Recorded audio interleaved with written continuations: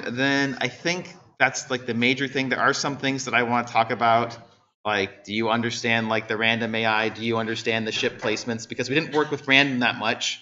We also didn't really work with reading files that much, unfortunately, this quarter.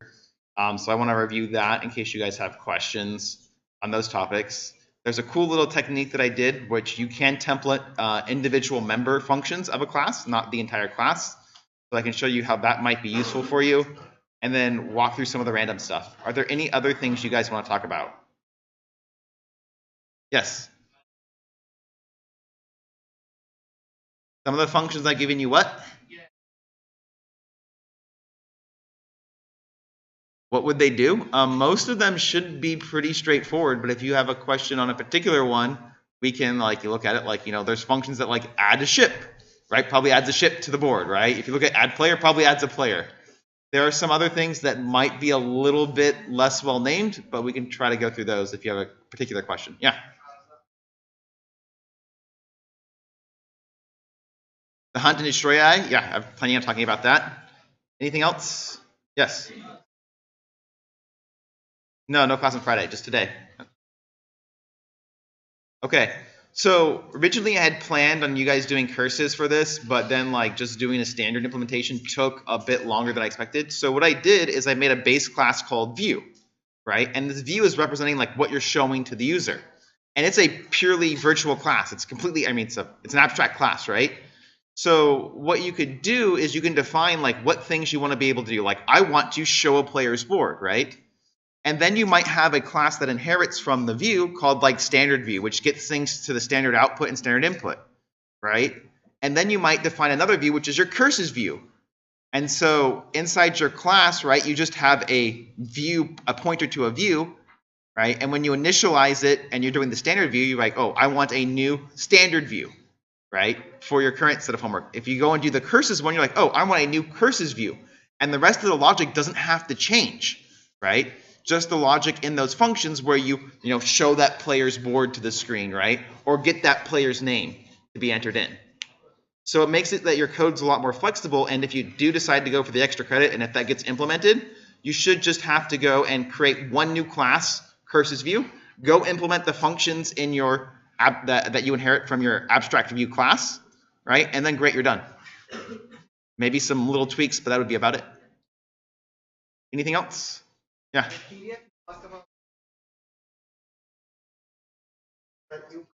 Yes. So one way to think about random numbers is there's like a stream of values that you're going to get, right? So you might have something like 1, 2, 20, 45, 67, 83. I don't know what it is, right? So we have some set of random numbers that every time you call the random number generator, you get a value from here, right? So let's say that for me, I decide when I'm placing the ship to first choose a row, then choose a column, right? So I would place it at 1, 2 for my ship, right? But maybe in your code, you accidentally make the mistake of choosing a column and then choosing a row. So your ship's going to be placed at 2, 1, right? And so things wouldn't match up, even though logically the code should be identical, right? It works correctly, but we'll end up at different locations, and so our answers would be wrong. Other things that might happen is, let's say, you call your random number generator, like I call it like 2 times, I get 1 and 2, and you call it 3 times, you get 1, 2, then 20, right? And so now we're desynced, and so now every time I'm calling a random number, I'm getting 1 behind you, and again, our results won't match up. So that's why it's really important to call it in the same order and the same number of times.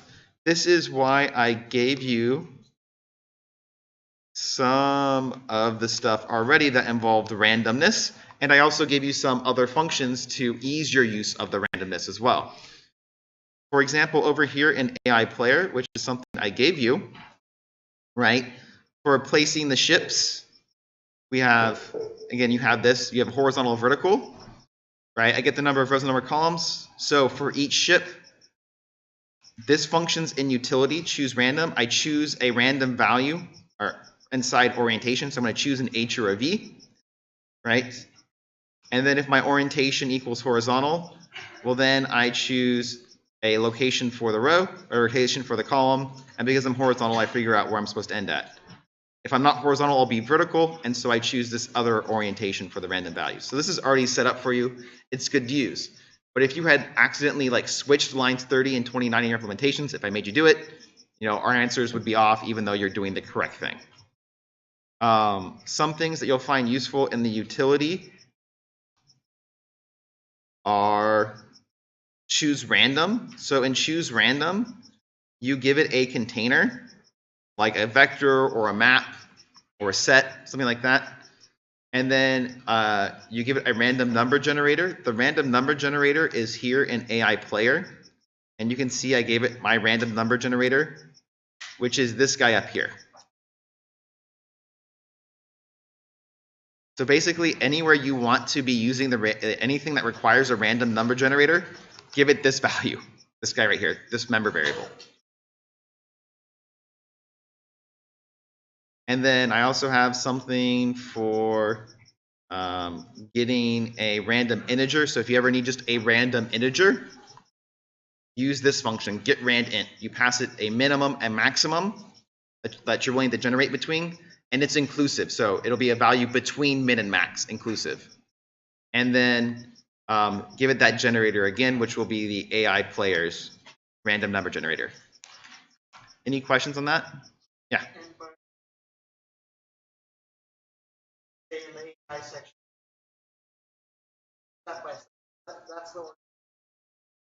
Mm-hmm.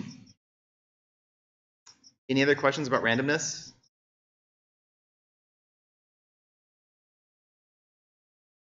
Okay, let me back to this.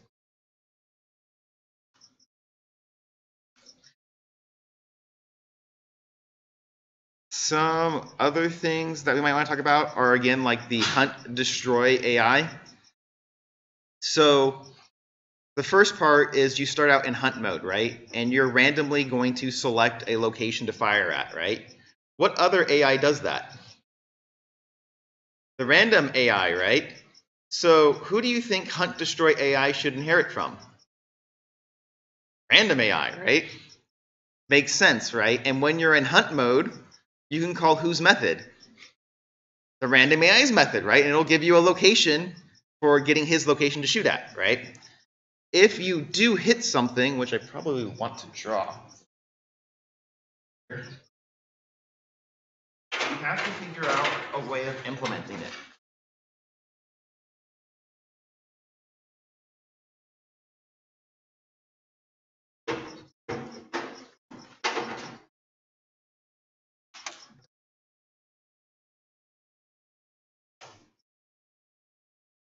Plugged in?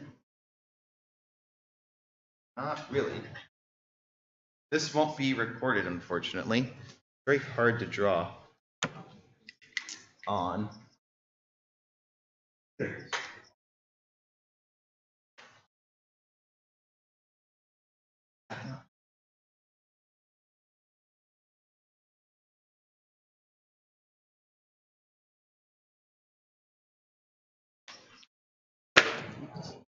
Oh, that's terrible. Oh, okay, we're not using that.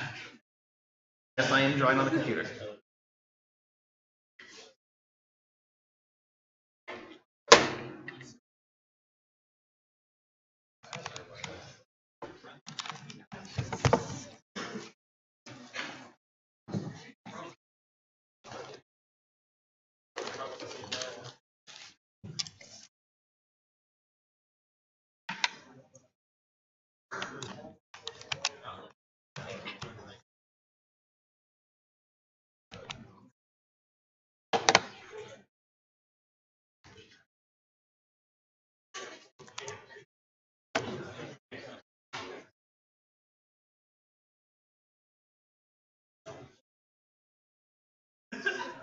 Okay, so let's say we have our board over here. Very beautifully drawn.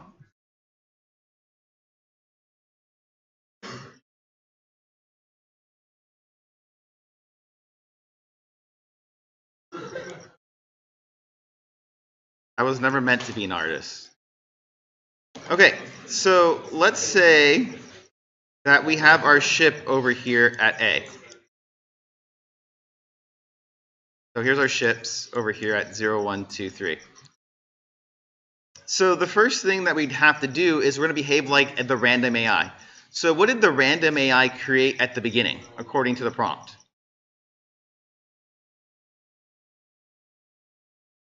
You guys read it, right? So it should be like creating like a list of like random locations to fire at the beginning, right? And the way that these list of random locations is generated is it starts at the upper left-hand corner and ends at the bottom right-hand corner. So like our very first set of coordinates that we'd have would be like 0, 0, then 0, 1, right? Then 0, 2. You know, this keeps going until we get down to 3, 3. Right? So this is our set of random locations to fire at. And if you're the random AI and that's what we're implementing, all you would do is you would just choose a random element from here. That's where you're going to shoot at. And then you remove it, right? So you'd randomly select an element. Maybe we select 0, 2. Great, that's where we're going to fire at. Remove 0, 2 from your list, right? The random function in utility, notice that the choose random, notice it returns a const iterator to that position in there, right? So if you want the value, you have to dereference the iterator to get the actual value at that location in the container. And then if you want to remove that element from the container, right, you have the iterator. So what method do you call to remove an element from a container? Erase, right? So you do like myVector.erase, the iterator that you get back, and it will remove that element from the vector. Does that make sense? Any questions on that part? So now, again, we would choose some random location in here to fire at, right? So maybe the first one that we choose to fire at is 0, 3, right? So that ends up being a miss, and we would remove it from our list of things to shoot at. Makes sense, right? And so since we missed, what's going to happen?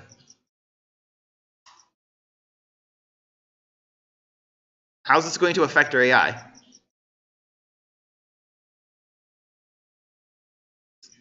So he missed, right? And so the only thing that's really going to happen is we're just remove that element from the fire at, right? But it's not going to move us out of hunt mode, right? We're still staying in hunt mode because we haven't gotten a hit, right? Then maybe the next location that we choose is we choose 1, 2 right here, right? And so if I choose 1, 2, this is going to be a hit. So the next locations that I'm going to fire at are going to be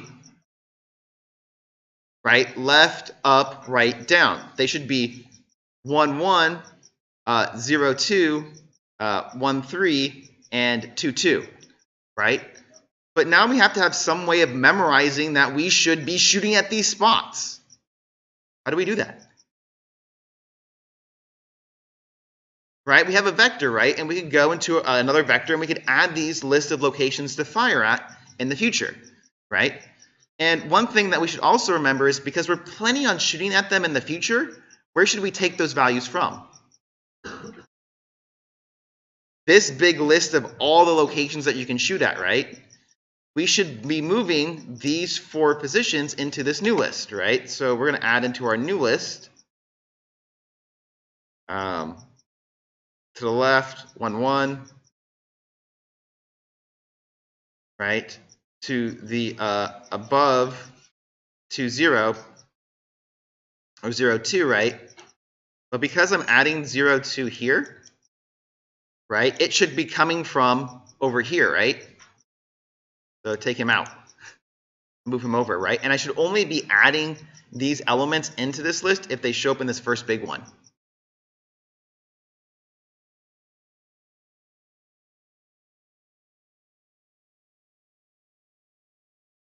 It may be 3, it may be fewer than 3, right? I'll give an example of why it might be fewer than 3 in a second. So we do 1, 3, and then down here we have 2, 2. Let's say I had also earlier happened to have fired at this location over here, 0, 1, right? Let's just say that happened in the past, right? So 0, 1 would have also been removed out of this list. Right. So just hold on one second. So now we're in what mode? Destroy mode. How do I know I'm in destroy mode? How do I know I'm in destroy mode? I mean, you have to have something to keep track of which mode you're in, right? Or some way of being able to figure it out, right? Before, when we were in destroy mode, what was in our list of things to shoot at? I mean, before we were in hunt mode, what was in our list of things to shoot at? Down here. What was in this list? Nothing, right? So if there's nothing in here in this priority locations to fire at, right? What mode must I be in? Hunt mode, right? If there's there's one or more thing in here, what must I be in? Destroy mode, right? So the next location I'm going to choose to shoot at is my first element here, 1, 1, right? So I shoot at 1, 1, 1, 1 being over here, and I get a hit. So what should I add to my list of locations to shoot at? The ones that are around it, right? The one to the left, 1, 0. But then I look at the one above it, right? It's already been fired at before. So should I add it in?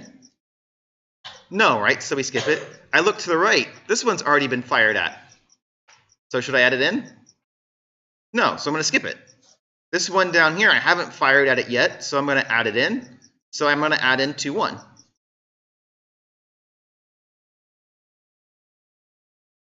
So the next thing that I do is, so I fired to the left, and now I'm going to fire at this next element, 0, 2. So I fire here, that's a miss. So how do I update my list? What?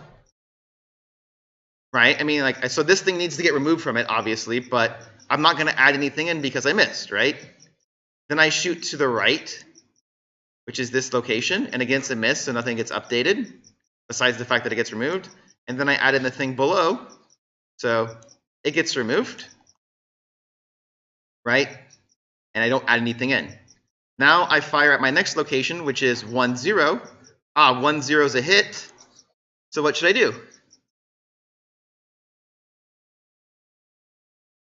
This is a hit, so what should I do?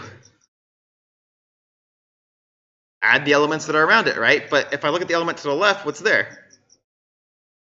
It's out of bounds, wherever my mouse is going, where you're at. This thing over here is out of bounds, so I'm not going to add the thing into the left. I look above, right? There's nothing there. I haven't shot here yet, so I'm going to add in 0, 0. I look to the right. Oh, I've already fired there, so I don't add it in. And then I look below. Haven't fired at there yet, so 2, 0.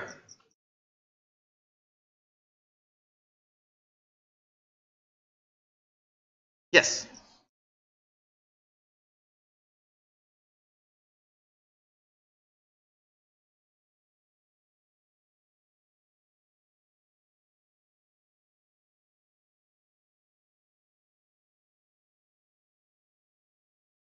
So, I mean, like,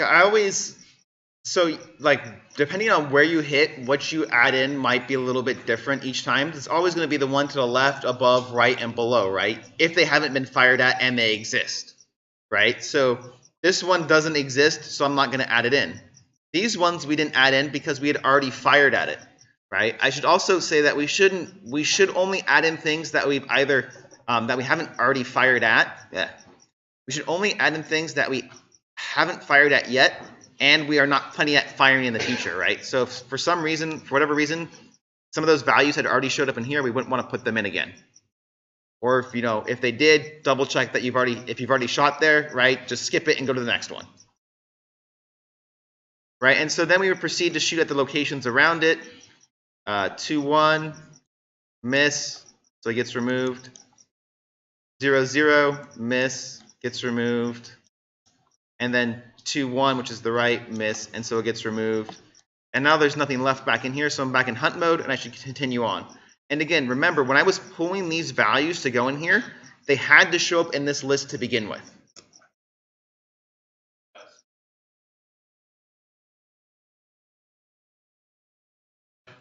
Already checking it.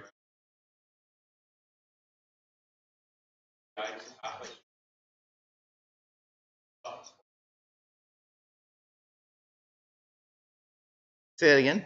Like once you find the second hit, Which is why we're not doing the diagonals. We're just doing left, up, right, and down. I know, but like this is have Mhm. to Yeah, or unless they put two ships next to each other, right? But like the thing is like yes, there could be many optimizations we could do for this AI, right? I just want you to do something, you know, a little bit more complicated than randomly choosing something, but I don't want you to implement the best battleship AI in existence. so that would be like that would be had algorithm that Yeah, right. And like for example, like there have been people that have made like really good AIs that like do like probabilistic like determinations of like what's the most likely space to contain a ship, and they shoot at the most probabilistic likely place to contain a ship. So yeah, you could do something like that if you really wanted to do a hard mode. And then like if you wanted to make it easier, you could have it like, you know, if it's playing optimally, it always chooses the most probability, the highest probability one. But you know, you might have it if you want to make it a little bit weaker, you know, randomly sometimes it chooses not to shoot at the best spot or something. like that's Yes, you could do things like that and go to your like 170 if you're interested in learning how to do those things. Yes.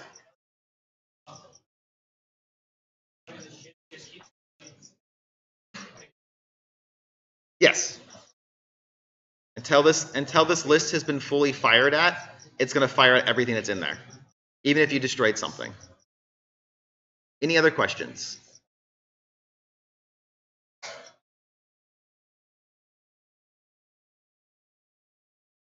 Okay. One interesting thing that I wanted to point out is over here in the model,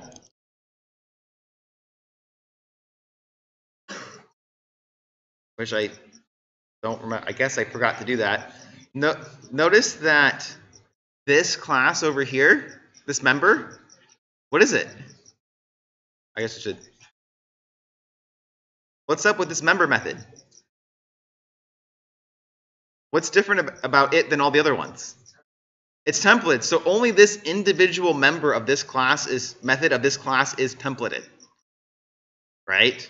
And apparently I forgot to erase it, but this is going to, remember when we had the issue with the Pokemon where we wanted to like add a human player or add an AI player, and we had to create different functions for doing that?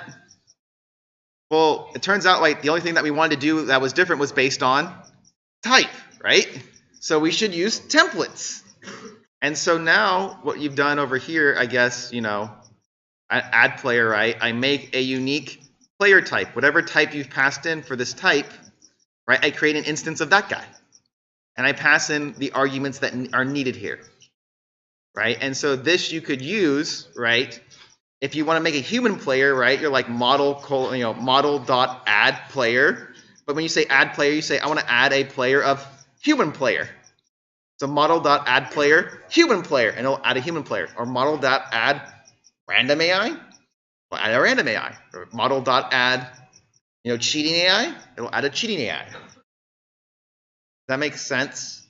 Like if you wanted to call this with a different type of function, right? If we had our model, which is what this is in, so you'd be like model.add player, and then you'd say, you know, like I want a human player, and then you pass in whatever arguments that are needed here.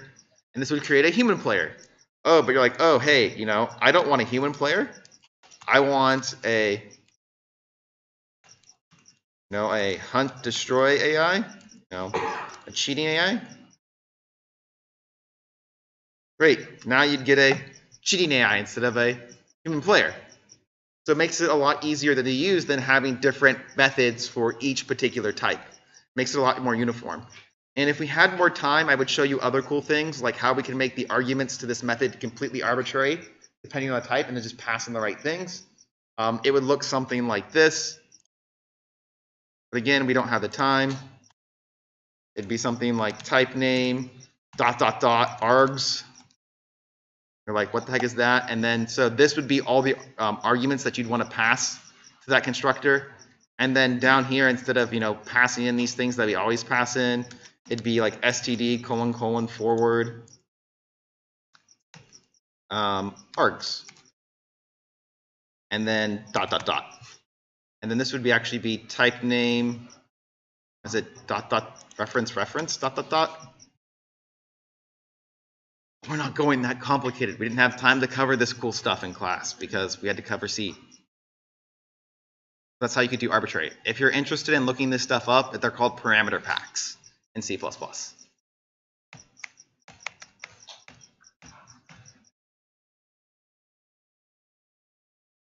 Okay. Is there anything else that you guys want to talk about? Yeah.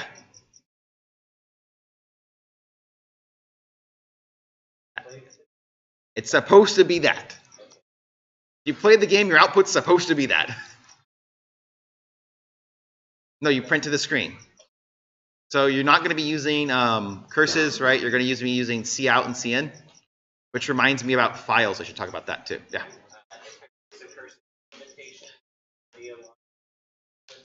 Probably. Which again, you might be able to reuse a lot of the stuff that you already have. Yeah. But we'd also probably have to play it to see it actually work too. The other thing that I want to talk about is files. Files are probably going to be like really useful in doing like the game attributes. And so if you want to open a file, maybe go back over here to main.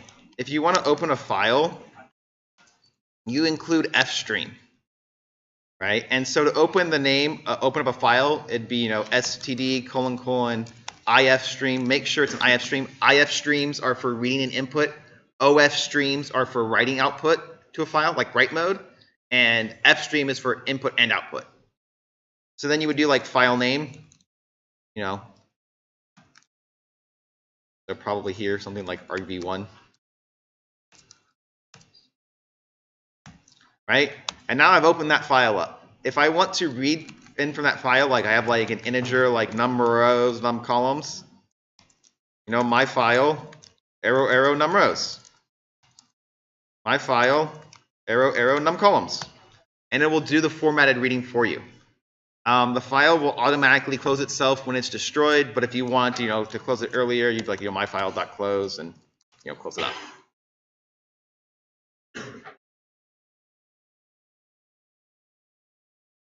Say it again.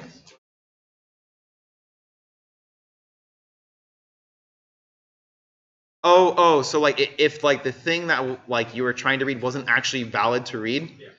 So if the read fails, you can check the stream itself to see if it was if the read was successful. So I could do this, read my file from here, and I could say like if not my file, std : cout failed to read the number of rows.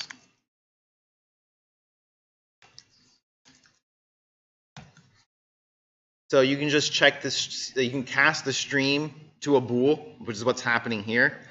And if the bool, the bool that you get back is true, then it means the read succeeded. If the bool that you get back is false, it means the read failed. Yes.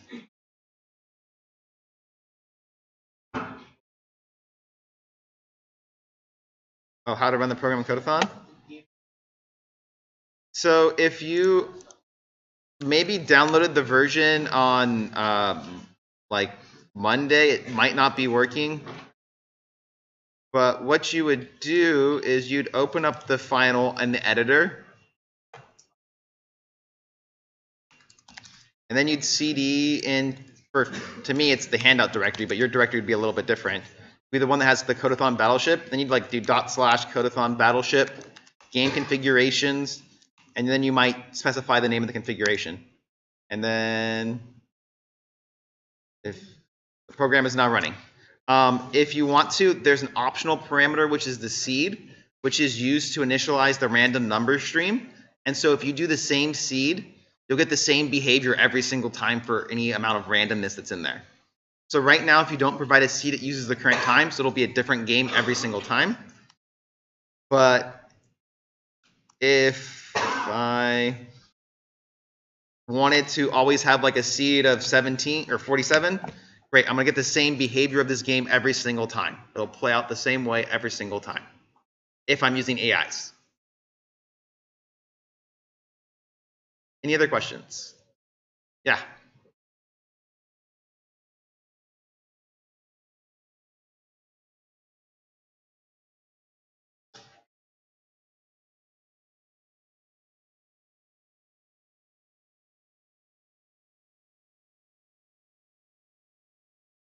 Mm-hmm.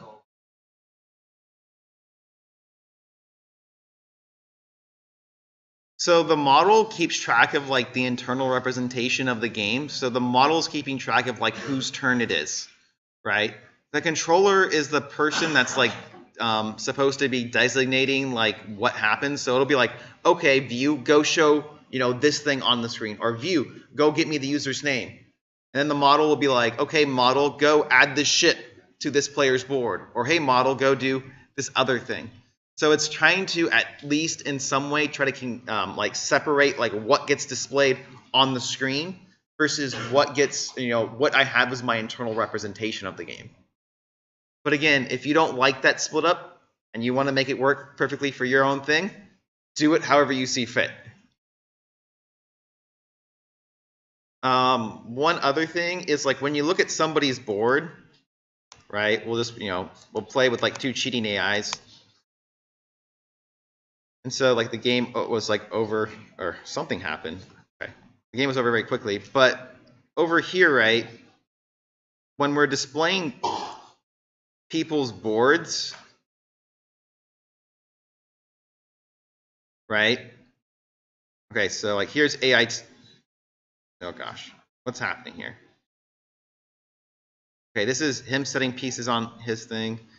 He's setting pieces. Okay, so when we're firing, you don't need 4 separate boards to be able to generate this information that's on the screen. You can do it with less information. You just need both players' boards. And then you can figure out how to display them. If we pop back over here to Paint,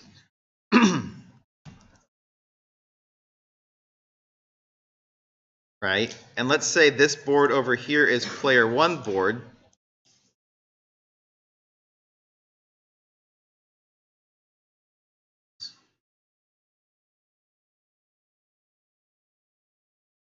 You know, I could probably do this a bit smarter by doing something like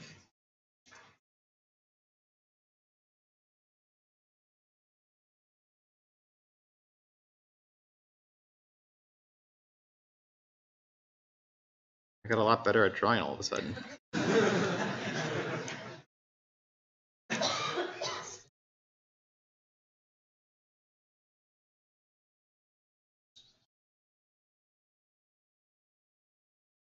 Oh, well.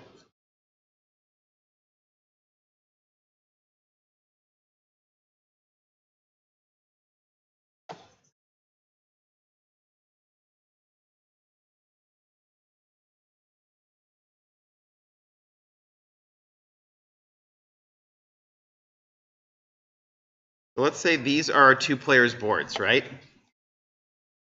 And maybe, you know, player 2 has fired on player 1's board here, here, here, and here. And maybe player 1 is fired here, here, here, and here, right? How could we figure out what to display? Oops.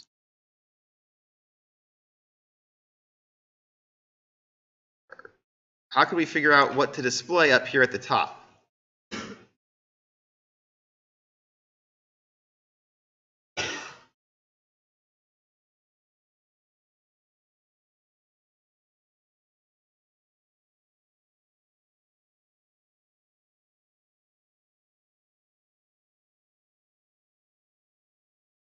Okay, so given this information, right, what should I display in this cell?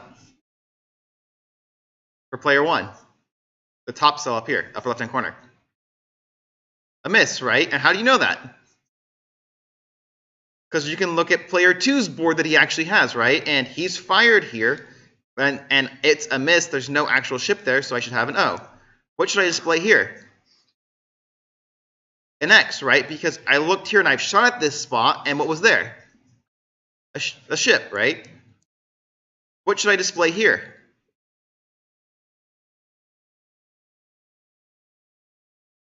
Yeah, a star, right? Because I haven't shot there yet. What should I display here? Star, because I haven't shot there yet. What should I display here? No, here. Star, here. Here. Here. Right? And we were able to get all that information up here just from looking at this board. Right? And we could do the same thing to create the contents of this board by looking over here. So like, oh, I've hit and there's something there. X. Haven't shot there. So blank space. Missed over here because I shot there and there was nothing there. And then, you know, a star, a hit, a star, a miss, and a star again. Right? It's really important to realize that what you display to the screen is not what you have to have stored, right? You can store whatever you feel like and then figure out how to make it look pretty on the screen later on. Keep something internally that's very useful to work with, right? Don't go down here and be storing all these spaces in between, right? That's bogus. You don't want to have to deal with how much space is in between each character, right? Just print spaces to the screen in between each one, right? You probably don't need to store the numbers too, right? You know how many columns there are, so what should you do? You know, just print, you know, for I equals 0, I less the number of columns, print I. 0, 1, 2, 3, 4, 5, 6, 7, 8, right? I know how many rows there are, so I can just print at the beginning of each row that number there, right? It's not necessary to go through and actually have all this stored, right? It also would get more complicated if you, like, make things look pretty and, like, you know, you have some digits that take up 2 spaces, right? Like the number 10, 11, 12, 13, 14. They'd all take up 2 cells worth of space to display.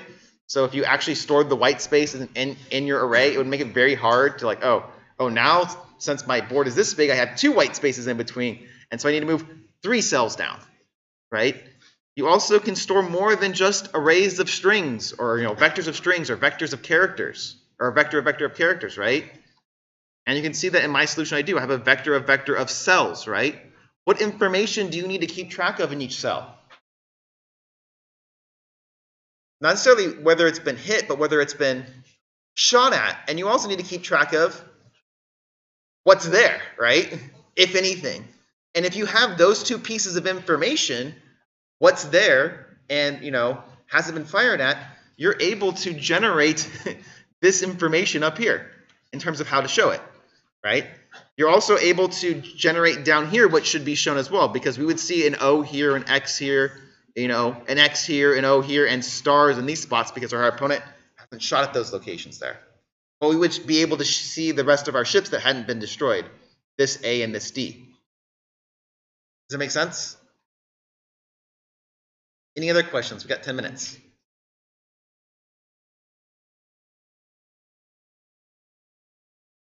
I should mention, design your program from the top down, right? It should look at the very topmost level very similar to like your Tic-Tac or your Connect 4 game, right? You know, first thing that you should do is set up the game, right? Right? Then after we set up the game, we play the game, right? Great. Then at the end, we announce who won the game, right? Playing the game, what's that look like? Well, all the game isn't over, right? Hit the current player's move. Update the state of the game with their move, right? Change the turn, right? That should look really similar to your answer for Connect 4, right? But the details, as you keep going down and say, okay, this is what needs to happen here. This is what needs to happen there, right? You go and you fill those in. So start at the highest level, right, at the controller, and work your way down to the subclasses. Also, if you need a function that does something, create the function, believe it does the thing, and move on, right? If you need something to be able to like place a player's ships on the boards, I now have a function called play ships. Great, I move on, right? And then later on, when I finish things at the top level, I can go in and go down and write the details of that function. But believe that it works, believe that it does what it needs to do, and go and add the details as you need to, right?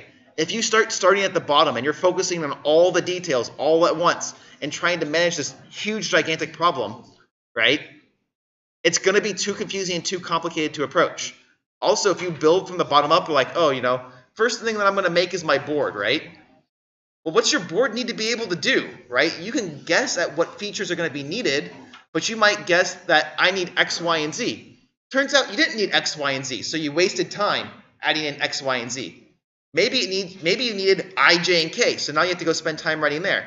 Oh, but now to implement J, right, I now have to have this new member for my board. And that means I have to go change my constructor, right?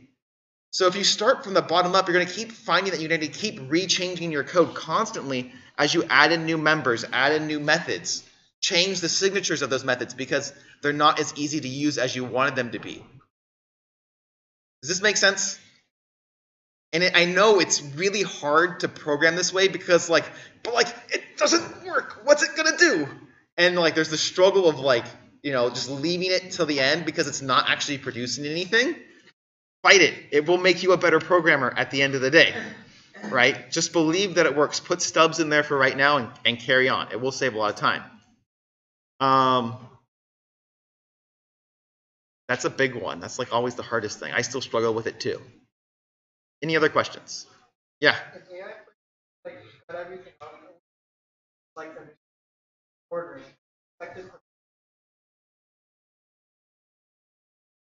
So I mean, the only important things would be like the randomness, right? But you're free to gut anything that you want. But you still have to use like the same kind of random number generator that I'm using. You still have to call random in the same order, right? Also, think about in terms of your inheritance, right? We have players, right? Who should inherit from player? We have an AI player and a human player, right? But what are the types of AIs that we have? We have a cheating AI, right? A random AI and a hunt-destroy AI, right? But those are all particular instances of AIs, right? So the things that are common to all the AIs, like placing the ships, should be in the AI class. Things that are specific to each one of those types of AI should go in their own class that inherits from AI player, which is pretty much just getting their moves. Anything else? Yes. How to use the abstract class for this project? The main thing here, for example, is like if we look at, say, the model, right? Right? The game is made up of a bunch of players, right? But the players can be different. So notice, what do I have? I have a vector of pointers to players, right? But a vector of unique pointers to players, right? So that after my vector gets destroyed, it automatically deletes the players, right? So I don't leak memory. And so if you're using the abstract classes, right, you can't have instances of them, right? But you can have pointers to them, right? And when you do something like you want to add a particular player like we were talking about earlier, right, this is going to go create an instance of whatever that player type is and go add it to the end of my vector, right? So I end up with, again, just a vector of players, but those player pointers can point at, a hunt-destroy AI, or they can point at a human player or a random AI, and it all works out. Or if you look at my view, or not the view, the controller, and I wanted to clean this up so there wasn't like a whole bunch of things. I wanted a whole bunch of little submodules, but I didn't have the time to go put them in the subfolders and create each CMake list to compile that individual submodel, but it would look nicer. Or if you look over here, right, my controller has a unique pointer to a view, right? So in my constructor right here, just add as a heads up for my constructor, right? I will show you this for a second. So we need to initialize our view, right? So view, well, what should the value of view be, given that for this particular assignment, right, we want a standard view? Well, std : make unique. Well, what do I want to make a unique of? Well, I want a standard view, right? And then you pass in whatever arguments it needs, right? And so let's say now I want to go change and I want to go do my curses view, right? And have my curses implementation. I have to change this one line right here from standard view to cursor's view. Great, I'm done. Right? And then I have to go actually implement cursor's view. But everything else should probably be able to stay the same, assuming I've designed my logic to be that way. Yes?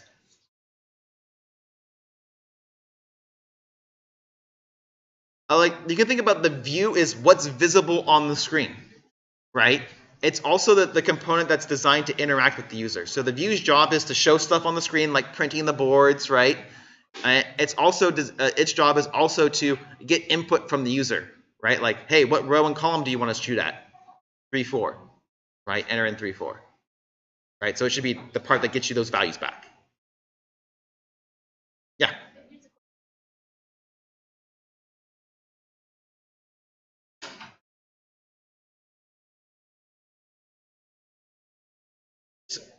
So the question is, when does the turn change? It's after the player fires a shot. So you shoot once, then it switches to the next player's turn. If you score a hit, great, that's nice. You're a little bit closer to victory, but you don't get any more free turns. Yeah. It has to be a valid shot within the board. Right now, I'm not planning on doing anything naughty with your input, right? I will give you correctly formatted input always. And right now I'm not planning on doing anything where I'm going to give you like negative numbers or things that are out of bounds, because like doing input validation, it's very important, but it's also like pretty time consuming to add in all that stuff to make it happen.